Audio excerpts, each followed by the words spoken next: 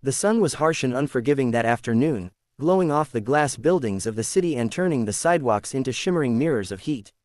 Cars rushed by, people hurried with purpose, and opportunities drifted by unseen, except for the one moment that would change Aaron Whitlock's entire life. He had been on his way to the most important job interview he had ever secured, wearing the only pressed white shirt he owned and holding a resume he had rewritten at least 20 times. His heart was pounding with hope, fear, and the weight of everything he wanted to become. But just as he crossed Weston Avenue, he saw something that shattered all that focus in an instant. A young woman stumbling onto the crosswalk, collapsing to her knees as if the world itself had given up beneath her. Her long blonde hair fell into her face, her red dress catching the sunlight as she struggled to breathe. People walked past her as if she were invisible, their eyes fixed on their own lives. Aaron stopped mid-stride, his decision made in the space of a heartbeat. Aaron rushed to the girl's side. Her name, he learned later, was Harper Lane. But in that moment, she was simply a terrified young woman struggling to stay conscious. He lifted her gently, helping her to her feet, noticing how her pale hands trembled as she tried to steady herself. Sweat beaded on her forehead despite the warm breeze, and she whispered that she felt dizzy, that she hadn't eaten since the night before. Her voice was barely audible. Aaron guided her to a nearby bus stop bench, shielding her from the midday glare with his own body. He offered her his water bottle, helped her breathe, and waited until her strength slowly returned. 10 minutes passed. Then 15. By the time Harper could stand again, Aaron's interview window had already closed.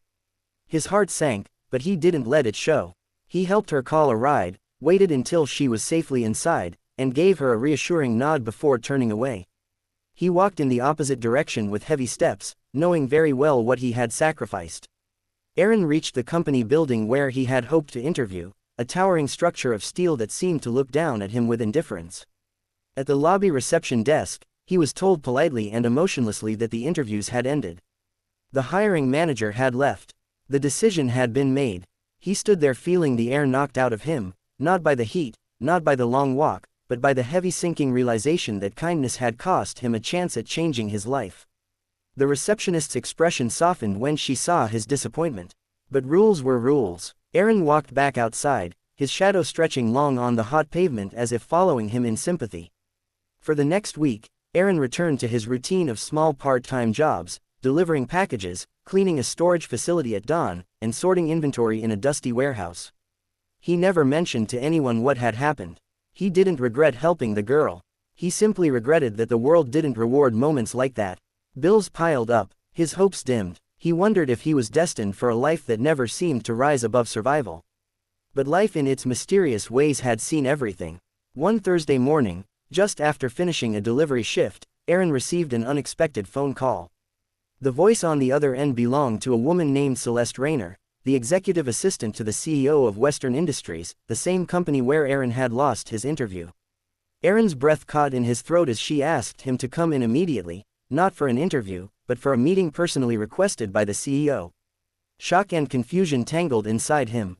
Had they reconsidered? Had they heard something about him? Nervously, he boarded the bus and rode to the glittering headquarters. The CEO's office was vast with floor-to-ceiling windows overlooking the cityscape, sunlight pouring across polished floors. Behind a mahogany desk sat Vincent Lane, a man with sharp features softened only by the tired, worried lines around his eyes. He stood when Aaron entered, offering a firm handshake that held unexpected warmth. On the sofa beside him sat Harper, the girl in the red dress, the same girl who had collapsed in the street. She looked healthier now, her blonde hair neatly tied, her posture strong. When she smiled at Aaron, it wasn't the smile of a stranger, but of someone who had been waiting to thank him properly. Vincent explained everything. Harper wasn't just anyone, she was his daughter. She had been under immense pressure due to a project disaster at the company, had barely slept, had forgotten to eat, and had been on her way to confront a mistake she thought might cost her father's reputation. When she collapsed, she had been overwhelmed mentally and physically. Harper then recounted in detail how Aaron had stayed with her, helped her breathe, protected her from the sun, and made sure she was safe. She had tried to find him afterward, but didn't know his name until security footage from the bus stop helped identify him.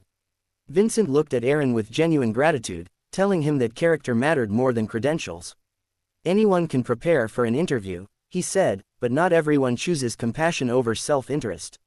He offered Aaron not the entry-level position he had originally pursued, but a better one.